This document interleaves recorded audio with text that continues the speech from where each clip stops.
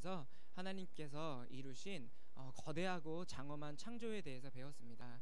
하나님께서는 빛과 어둠도 창조하시고 시간과 공간도 창조하셨습니다. 그뿐만 아니라 세상 모든 것들을 다스리는 자연 법칙도 창조하시고, 그리고 그 안에 거하는 온갖 짐승과 그리고 사람도 창조하셨습니다. 우리 스스로, 그러니까 사람조차도 아직 완벽하게 파악하지 못한 것을 바라볼 때에 하나님의 창조가 얼마나 크고 대단한 것인지 다시 한번 돌아봅니다.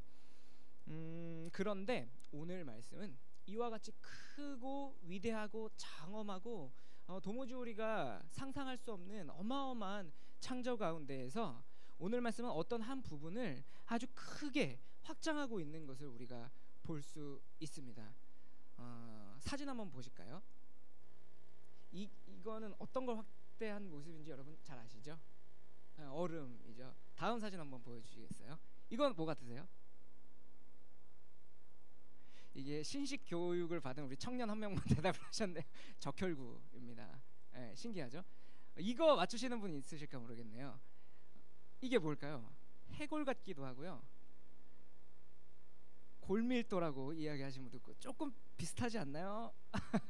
해골 같고 고릴라 같기도 하죠. 이게 이제 뭐냐면 숯을 이렇게 현미경으로 보니까 이렇게 생겼답니다. 제가 이 사진을 보여드리는 이유는 지나치게 확대했잖아요. 숯 보면 이렇게 안 생겼을 것 같은데 엄청 지나치게 확대했잖아요. 그런데 하나님이 창조하신 온 피족의 온 우주가 정말 어마어마하게 크잖아요. 아직도 우주의 크기를 우리가 가늠조차 할 수 없는데 오늘은 그와 같은 광활한 우주 가운데에서 어떤 한 지형을 아주 심각하게 크게 확대해서 하나님이 주목하고 계시는 거 우리가 볼 수 있어요. 그곳이 어디냐면 오늘 여러분 본문 읽으셔서 아시겠지만 바로 에덴 동산입니다. 하나님께서는 이 어마어마한 우주 가운데 아주 작디 작은 지구를 주목하시더니 그 지구 중에서도 작디 작은 한 동산, 에덴 동산을 지금 확대해서 주목하고 계신 것이죠. 하나님께서 왜 그러셨을까요? 분명히 주목하신 데에는 어떤 특별한 이유가 있음이 틀림이 없습니다.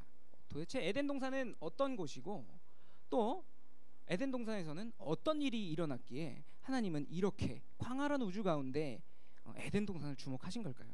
오늘 한번 본문 보도록 하겠습니다. 10절부터 14절 함께 읽도록 하겠습니다. 2장 10절부터 14절입니다. 다 함께 읽도록 하겠습니다. 시작.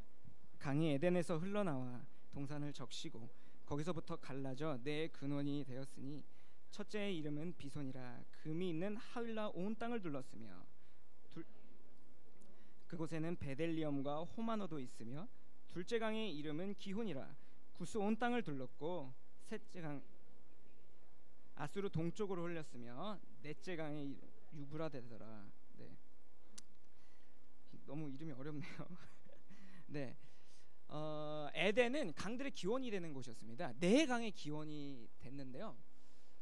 그 강들의 이름은 오늘 나온 것처럼 비손, 기혼, 힛데겔, 유브라데인입니다. 그런데 중요한 것은 요 강들이 지금도 지형적으로 어디에 붙어 있는지 알 수가 없다는 거죠. 왜냐하면 노아의 홍수 이후로 지형이 아주 많이 바뀌었기 때문에 여기가 어딘지 정확하게 알 수가 없습니다. 그것은 모세도 마찬가지였겠죠. 왜냐하면 모세도 노아의 홍수 이후의 사람이니까요.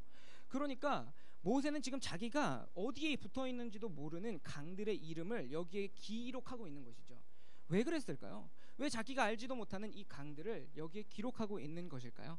그것은 당시 어떤 문학적으로 어떤 지형의 네 가지라는 것은 완벽을 뜻했습니다. 동서남북이잖아요. 그래서 지금 모세가 이야기하려는 것은 뭐냐면 에덴 동산이 완벽한 곳이라는 것이죠. 에덴 동산은 일단 물질적으로 완벽합니다. 여기 뭐가 나오냐면 순금도 나고 베델리엄도 나고 호마노도 나옵니다. 그래서 에덴은 물질적으로 완벽한 것이죠. 그런데 물질적으로만 완벽한가? 그렇지만은 않은 것 같습니다. 이사야 51장 3절에서 5절에는요 에덴 동산을 이렇게 소개를 하고 있습니다. 나 여호와가 시온의 모든 황폐한 곳들을 위로하여 그 사막을 에덴 같게 만드시는데 그 에덴은 어떤 곳이냐면 여호와의 동산이라. 여호와의 동산입니다. 사람의 동산이 아니라요 여호와께서 주인이 되는 동산입니다. 여호와께서 주인이 되시는 동산인데, 그래서 여기에서 뭐가 나오냐면 완벽한 하나님의 말씀이 나오고요 5절에 보니까 여호와의 공의가 나오고 여호와의 구원이 있으며, 그리고 모든 피조물들이 여호와를 앙망하고 기대는 곳, 여호와를 의지하는 곳, 이곳을 바로 에덴이라고 소개를 하고 있습니다. 네, 에덴은 완벽한 곳입니다. 물질적으로도 완벽할 뿐만 아니라 거기에는 완벽 자체이신 하나님께서 존재하시기 때문에, 하나님께서 주인이기 때문에 모든 피조물들이 여호와의 말씀으로 다스려지고 모든 피조물들이 여호와를 앙망하며 여호와를 의지하기 때문에 이것은 본질적으로 에덴은 완벽한 곳입니다. 그런데 오늘 본문을 보면 이렇게 완벽한 에덴에 아주 독특한 존재가 출현을 합니다. 이 독특한 존재는 뭘까요? 창세기 2장 7절에서 8절 함께 읽도록 하겠습니다. 7절에서 8절 시작. 여호와 하나님이 땅의 흙으로 사람을 지으시고 사람이 생령이 되니라. 여호와 하나님이 동방의 에덴 동산 그 지으신 사람을 거기 두시니라. 네, 아주 독특한 존재가 출현을 하는데 그 독특한 존재는 바로 사람이었습니다. 사람은 다른 생명체들과 아주 다르게 지어졌습니다. 그래서 독특한 거죠. 사람은 어떻게 지어졌을까요? 흙과 생기로 지어졌다고 성경은 오늘 이야기를 하고 있습니다. 아니, 흙과 생기로 지어진 게 도대체 뭐가 독특하다는 걸까요? 먼저 흙은 어디서 나와 있을까요? 오늘 본문을 보니 7절에 보니까 땅의 흙으로 이렇게 나와 있습니다. 흙은 땅으로부터 나온 겁니다. 그러니까 지금 이야기하는 것은 사람이 이 땅 피조세계와 다를 바 없는 본질을 가졌다는 것을 우리에게 이야기하고 있는 것이죠. 그래서 실제로 성경 창세기 2장 19절에 보면 이렇게 나와 있습니다. 여호와 하나님께서 흙으로 온갖 들짐승들과 공중의 온갖 새들을 다 빚으시고, 그러니까 사람은 이 땅 그리고 이 땅에 있는 많은 피조물들과 다를 바 없는 존재라는 것이죠. 그런데 이 흙은 조금 다른 의미도 가지고 있습니다. 아브라함이 여호와 앞에 섰을 때에 아브라함은 이렇게 고백을 합니다. 창세기 18장 27절에 보면 아브라함이 대답하여 이르되 나는 티끌이나 재와 같사오나, 여기서 나오는 티끌, 먼지는 아파르라는 단어로 여기 흙과 똑같은 단어입니다. 여호와 앞에서 자기가 본질적으로 완전히 다른 존재, 여호와 앞에서 자기가 너무 비천한 존재라는 것을 지금 고백하고 있는 것이죠. 그러니까 지금 흙으로 지어졌다는 건 어떤 뜻이냐면 사람이 여호와 앞에서 너무 비천한, 오히려 이 땅과 비슷한 아주 비천한 존재라는 것, 이 땅과 본질상 비슷한 사람이라는 것을 우리에게 이야기해주고 있는 것이죠. 그런데 오늘 본문을 보니 사람이 꼭 이렇게 비천하지만은 않은 것 같습니다. 왜냐하면 사람에게 뭔가 다른 것이 덧붙여서 흘러 들어왔기 때문인데요. 그게 무엇인가요? 생기입니다. 그 생기는 하임이라는 단어인데요. 생기, 그러니까 어떤 살아있는 기운, 그냥 이런 단어적으로 이렇게 정보만 전달하는 단어가 아니라 시적이고 은유적인 단어인데 어떤 생명의 본질, 생명의 근원이라는 용례로 성경 가운데 많이 쓰인 단어입니다.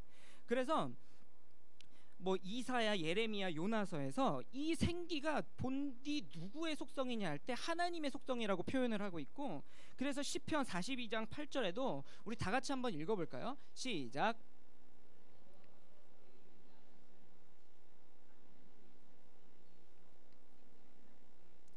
네, 여기 나오는 하임, 생명, 이것은 하나님의 속성인 것입니다. 그러니까 사람은 흙의 속성으로도 창조되었지만 아주 독특하게도 하나님의 속성으로도 창조가 된 것이죠. 완전하게 하나님도 아니면서, 그렇다고 완전하게 이 땅도 아니면서, 이 땅을 닮았으면서도 또 하나님을 닮았으면서도, 인간은 이와 같이 아주 독특한 존재로 흙과 생기로 창조되었다고 성경은 우리에게 이야기를 해주고 있는 것이죠. 그렇다면 궁금한 것은 이것입니다. 하나님은 왜 사람을 이와 같이 독특한 모양으로 창조하신 걸까요? 그것은 성경이 말하는 바 사람이 가지고 있는 독특한 역할과 포지션 때문이라고 성경은 오늘 이야기하고 있습니다. 그것이 바로 오늘 본문 창세기 2장 15절인데요. 함께 읽어보도록 하겠습니다. 시작. 여호와 하나님이 그 사람을 이끌어내어 에덴 동산에 두어 그것을 경작하며 지키게 하시고, 하나님께서 사람을 아주 독특한 존재로 창조하시고 에덴에 두셨습니다. 그런데 이 에덴에 두신 이유가 뭘까요? 그것은 에덴을 경작하며 지키게 하시려고 사람을 그렇게 독특하게 창조하신 겁니다. 그럼 경작하다는 건 도대체 뭘까요? 경작한다는 건 우리가 알고 있기로는 뭔가 우리가 땀을 흘려서 노동을 해서 어떤 소출이나 열매를 얻는 행위를 말하잖아요. 그런데 여러분 너무 잘 아시다시피 아담 때에는 그런 의미의 경작이 존재하지를 않았습니다. 왜냐하면 사람이 땀을 흘려서 열매를 얻는 것은 언제부터였죠? 타락 이후로부터였잖아요. 그렇기 때문에 이런 의미의 경작은 이 아담 때에는 존재하지를 않았습니다. 그럼 여기 나오는 이 경작은 도대체 무엇을 의미하는 걸까요? 사실 여기 나오는 경작하다라는 단어는 아바드라는 단어입니다. 그래서 성경 전체에서 아주 핵심적이고 아주 많이 사용되는 단어인데, 대부분 어떻게 사용되냐면 이렇게 사용되어 있습니다. 시편 102편 22절에 보면 그때 민족들과 나라들이 모여 여호와를 섬기게 될 것입니다. 섬기다, 다르게 말하면 다른 데서는 예배하다로 표현되어 있습니다. 다시 말하면 하나님께서는 지금 사람으로 하여금, 아담 맞죠? 근데 사람으로 하여금 에덴 동산을 왜 두셨냐면 그것을 경작하라고, 그것을 아바드하라고, 그것으로 하여금, 에덴으로 하여금 하나님께 예배드리라고, 하나님을 섬기게 하라고 하나님께서는 사람을 에덴 동산에 두신 것입니다. 그런데 이와 같은 사람의 역할을 다른 곳에서는 조금 다르게 표현을 하고 있어요. 창세기 1장 26절에 보면 어떻게 나와 있냐면 생육하고 번성하여 충만케 하라, 이렇게 나와 있거든요. 충만케 하다, 레두라는 단어인데요. 그럼 하나님께서 보시기에 합당한 충만함, 하나님께서 좋게 여기시는 충만함은 도대체 어떤 충만함일까요? 뭐가 충만해야 하나님께서 합당하다고 여기실까요?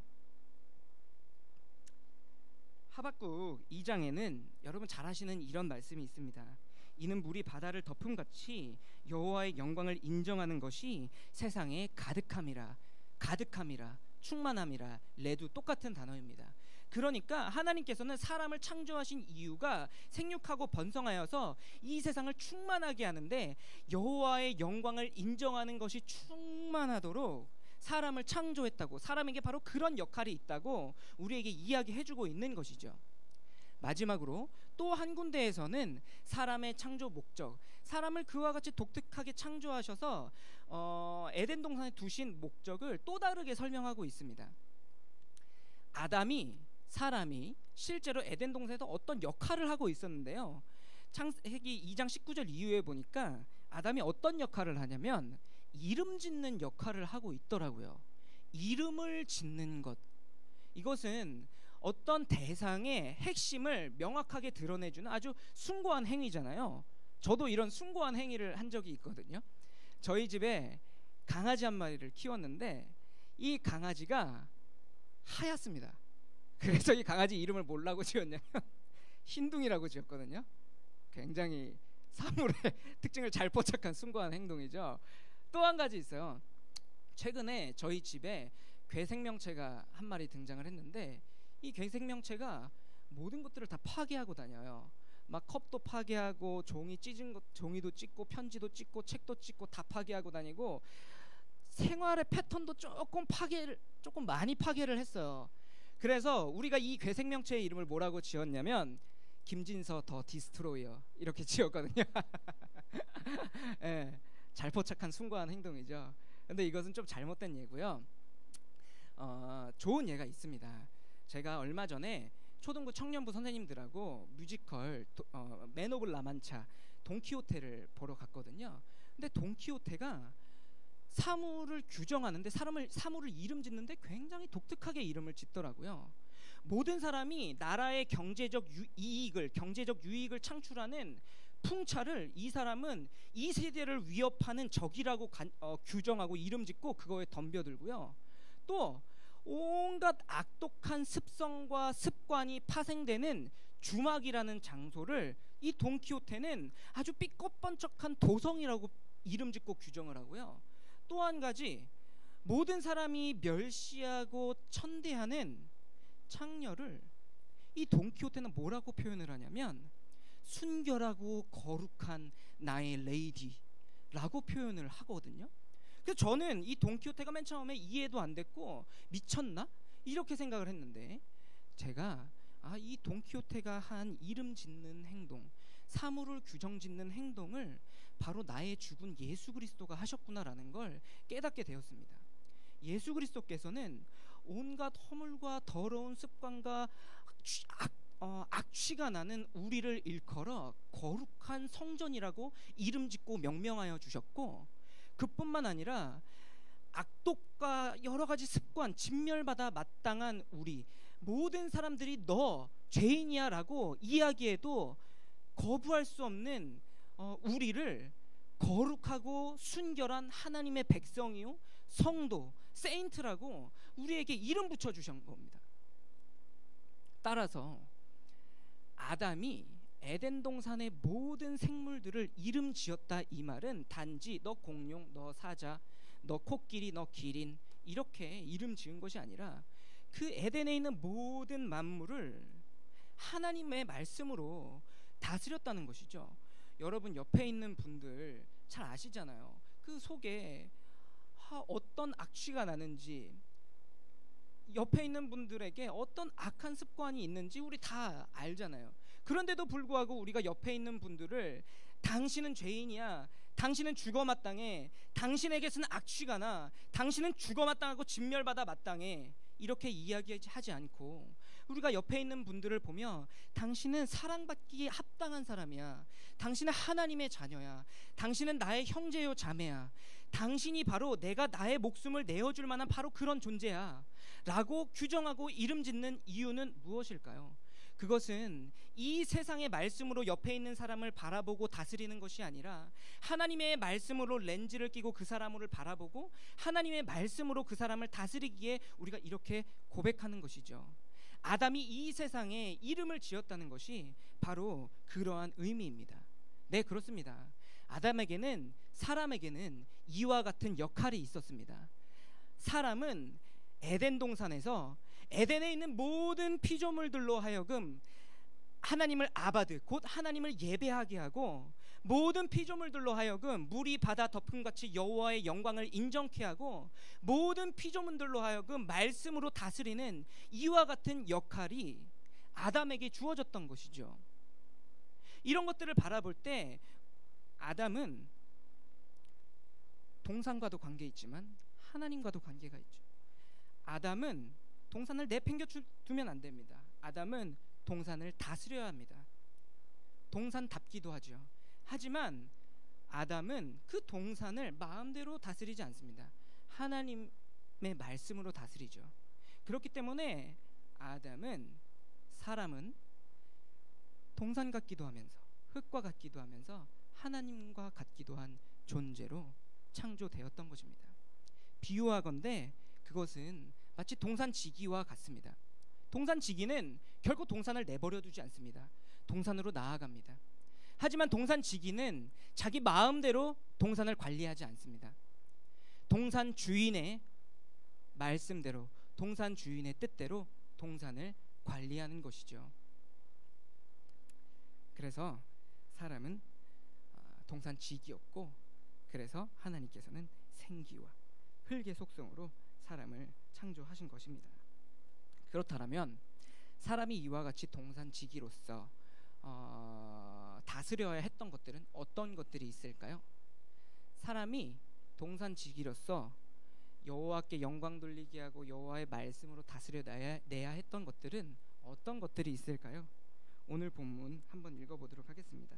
창세기 2장 16절부터 19절입니다. 다 같이 읽겠습니다. 시작.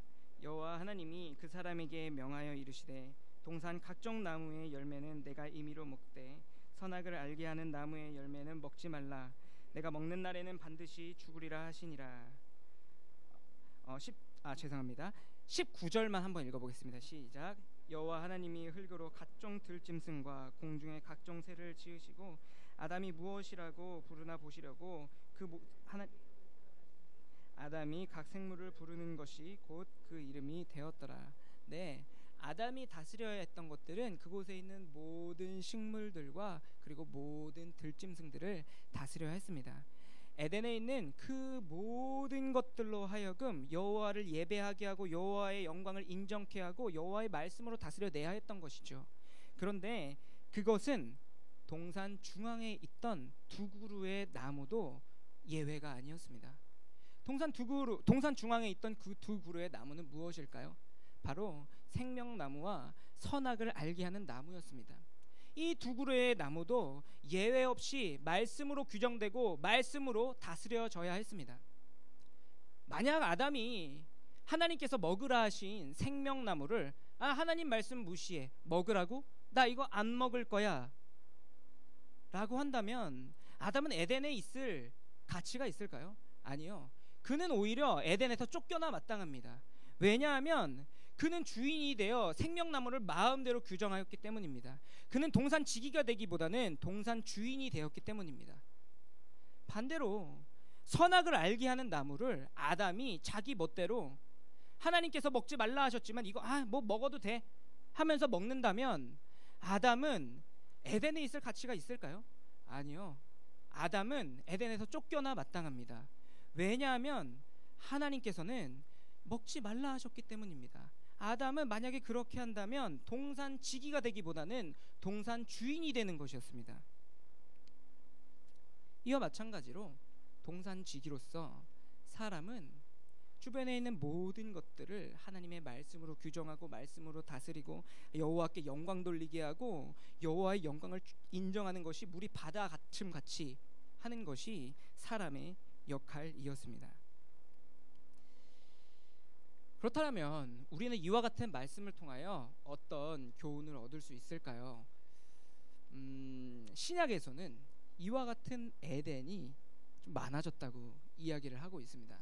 다시 말해 여호와께서 주인이 되시고 그래서 여호와의 말씀이 충만하게 선포되어지고 여호와의 말씀이 선포되어지고 그 말씀에 따라 다스려지는 것들이 많아지게 되었다고 이야기를 합니다.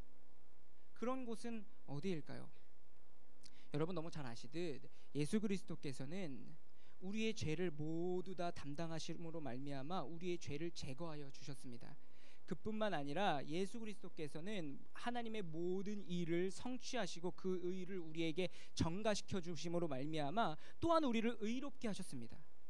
예수 그리스도께서는 우리 안에 있는 죄를 제거하시고 예수 그리스도의 의를 하나님의 의를 우리 안에 전가시켜 주심으로 말미암아 우리를 거룩한 곳 성전이 되게 하셨다고 성경은 우리에게 이야기하고 있습니다. 따라서 예수 그리스도 덕분에 우리는 하나님께서 거하시는 거룩한 성전, 순결한 곳, 거룩한 곳, 하나님의 말씀이 있는 곳, 하나님의 말씀으로 다스려지는 곳이 된 것입니다. 그렇다면 우리는 이와 같은 곳을 어떻게 다스려야 할까요? 사람이 그 모든 것들로 하여금 여호와의 영광을 인정케 하고 여호와를 예배하게 하고 여호와의 말씀으로 다스렸듯이 우리 또한 우리 안에 있는 먼저 가깝게는 우리 스스로 우리의 감정과 우리의 말과 행동과 우리의 지식과 우리의 의지 그리고 더 나아가서는 우리의 가정 배우자와 그리고 우리의 자녀들 그리고 더 나아가서는 우리가 마주하고 있는 여러 가지 영역들을 하나님의 말씀으로 다스리고 그곳으로 하여금 하나님께 예배케 하고 그곳으로 하여금 물이 바다 덮음같이 여호와의 영광을 충만하게 인정하게 하는 것이 바로 우리의 역할인 줄을 믿습니다. 그래서 이와 같이 우리가 에덴 동산을처럼 아담의 에덴 동산을 다스리는 것처럼 우리도 우리 주변 스스로와 주변에 있는 것들을 말씀으로 여호와의 영광을 인정하게끔 다스리면 좋은데 그게 사실은 정말 너무 어렵잖아요. 그래서 매번 우리가 한계에 부딪히고 우리가 후회하고 말씀으로 다스리지 못했음을 오늘 수요예배 나오셔서도 기도하면서 고백하셨잖아요. 이것이 불가능해 보입니다.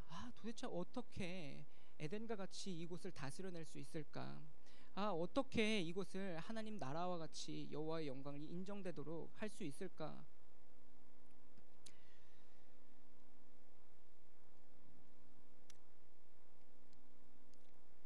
마태복음 6장 33절에 이렇게 나와 있습니다. 그런즉 너희는 먼저 그의 나라와 그의 의를 구하라. 그리하면 이 모든 것을 너희에게 더하시리라. 우리가 우리 주변에 있는 많은 영역들과 스스로를 하나님의 말씀으로 다스려지는 에덴, 하나님의 말씀으로 다스려지는 하나님의 나라, 이방의 말씀으로 다스려지는 이방의 동산이 아니라 하나님의 말씀으로 다스려지는 하나님의 동산으로 만들려고 하고 구할 때에 여호와께서 그에 필요한 모든 것들을 더하실 줄을 믿습니다. 이 시간 함께 찬양하겠습니다. 찬양할 때에 하나님께서는 우리를 동산 지기로 불러주셨습니다.